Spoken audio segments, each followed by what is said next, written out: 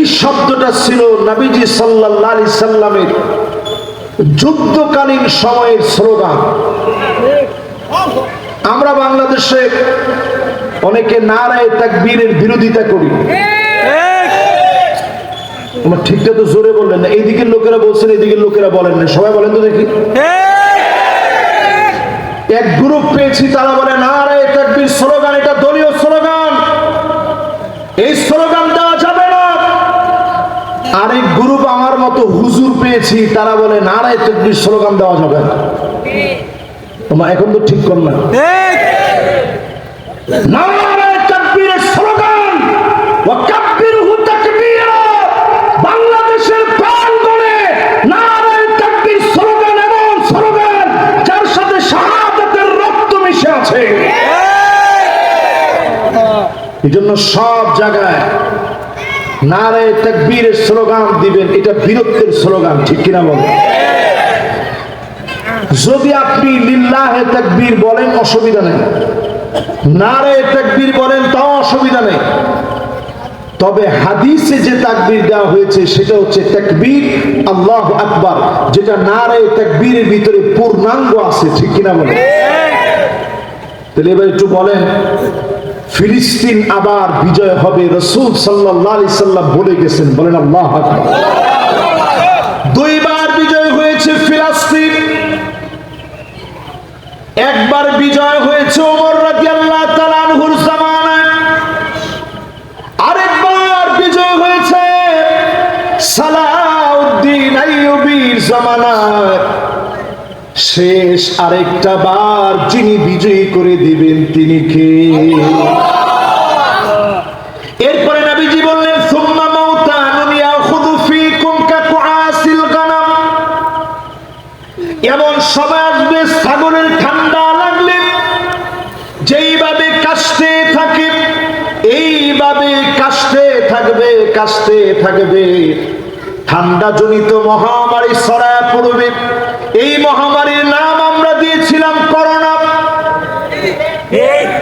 তোমার ঠিক তো কয় না? এখন আবার নতুন করে যখন করোনা আসছে, ইমাম সাহেবদের দায়িত্ব বেড়ে গেছে। হুজুর যেমনি হোক ভুলে যাওয়া দোয়াটা আবার আমাদেরকে একটু মস্ত করায় দেন, একটু মুখস্থ করায় দেন। এতদিন আপনি দোয়াটা ভুলে গেছিলেন, আল্লাহ এখন আবার একটু টান দিচ্ছে।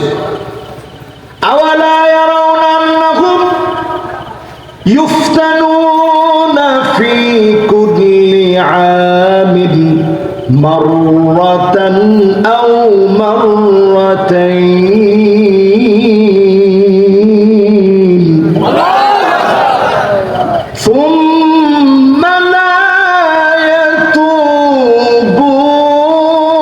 ওয়া লা হুম ইয়াযাক্কারুন।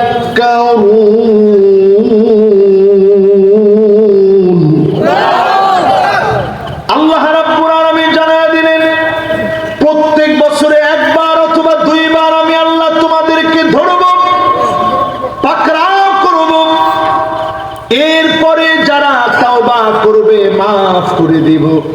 তাকায় দেখেন, এরপরে আমরা তাওবা করি না, ফিরে আসি না। বাংলাদেশে ভয়াবহ সময় আসার আগে, আবার করোনা আসার আগে, ভয়াবহতা ছড়ায় যাওয়ার আগে আল্লাহর দিকে তাওবা করে ফিরে আসেন। জমিনে দিন কায়েমের সিদ্ধান্ত নেন। এই জমিনটাকে যিনি বালা মুসিবত মুক্ত করে দিবেন তিনি কে? এরপরে নবীজি বললেন হাতের ভিতরে গুণে রাখবা। দেখেন এগুলা সব চলে আসছে, কিন্তু যেগুলা গুণে রাখতে বলছে আমরা কিন্তু 3 নাম্বার হাদিসের ভিতরে আসছি। কয় নাম্বার? 3 নাম্বার হাদিসের 4th নাম্বার পাঠ হলো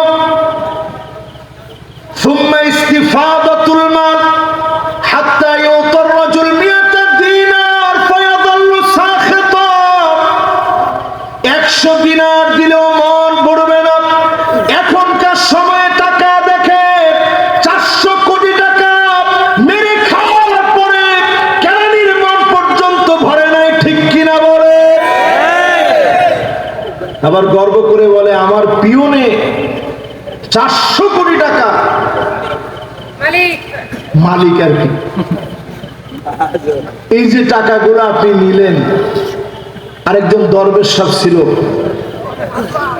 উনি এমন বেশ ধরছে, উনি এই লঙ্গি আর এই গেঞ্জিটা পরে যদি একটু ক্ষেতের মধ্যে ধান চাষ করতে নামতো, মনে হয় আর একটু সময় অন্তত শান্তি থাকতে পারত।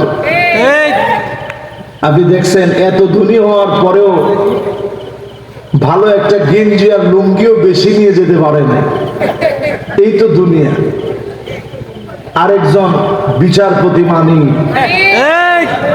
তারে এমন ভাবে